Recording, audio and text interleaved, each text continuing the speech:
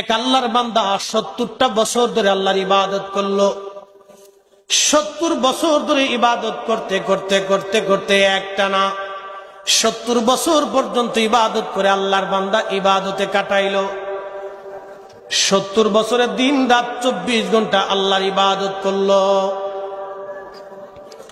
ইবাদত করার পরে শয়তান এবার তার পিছনে লাগলো।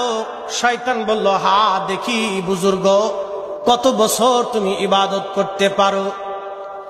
এবার এই বুজুর্গ 70 বছর পরে শয়তান একটা সুন্দরী নারীকে এই আল্লাহর আবেদ বান্দার প্রতি লালায়িত করে দিল। এই যুবতী, এই সুরুষী নারী, এই বেপর্দা বেহায়া নারী ওই আল্লাহর অলির সঙ্গে, ওই আবেদের সঙ্গে একসাথে ওই আবেদের মন আশা হয়ে গেল। একটানা 7 দিন পর্যন্ত তারা জানা করল। 7 দিন পর্যন্ত জানা করার পরে ওই আবেদের অন্তর চোখ খুলে গেল। এরপরে শুধু তওবার ইস্তেগফার আর কান্নাকাটি করতে লাগলো, আল্লাহ আমি ভুল করে ফেলছি গো মাওলা, আমার জীবনে অনেক বড় ভুল হয়ে গেছে আল্লাহ, আমি জানা করে ফেলছি। এরপরে লোকটা ওই এলাকা ছেড়ে অন্য এলাকায় চলে গেল। ক্ষমা চাইতে চাইতে সারা রাত দিন ভর ইবাদত করতে করতে খেয়ে না খেয়ে সে ক্লান্ত হয়ে গেল।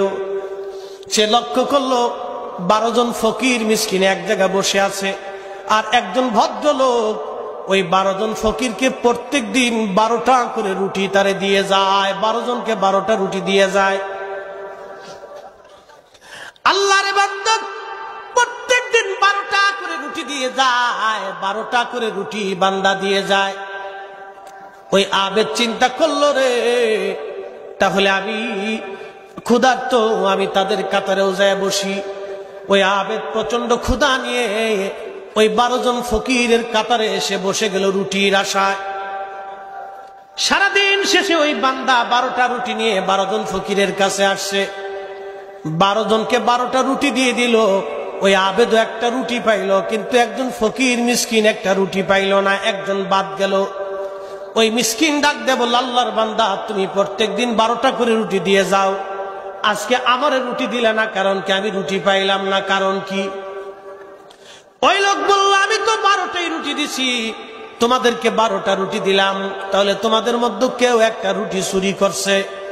যেহেতু একটা রুটি চুরি হয়ে গেছে, আগামীকাল থেকে আমি আর তোমাদেরকে রুটি দেব না। তখন আবেদন অন্তরে বড় মায়া লাগলো, আহারে আমার কারণে একজন ফকির একটা রুটি পাবে না, তা হয় না। ওনার প্রাপ্য যে রুটিটা উনি পাইছিলেন একটা রুটি, বড় মায়া লাগার কারণে ফকিরকে তিনি দান করে দিলেন। যাও, তোমাকে রুটিটা আমি আমার পক্ষ থেকে দিয়ে দিলাম। ক্ষুধার অবস্থায় ওই লোকটা ওই অবস্থায় মারা গেল। আব্দুল্লাহ ইবনে মাসউদ রাদিয়াল্লাহু আনহু বলেন, আল্লাহ পাক তার নেক এবং গুনাহ তার আমলগুলি ওজন দিতে লাগলেন। 70 বছরের নেক এক পাল্লায় দিল, আর 7 দিনের জেনার গুনাহ এক পাল্লায় দেওয়ার পরে দেখা গেল, রে 7 দিনের জেনার গুনাহগুলি 70 বছর ইবাদতের চাইতে বেশি ভারী হয়ে গেছে।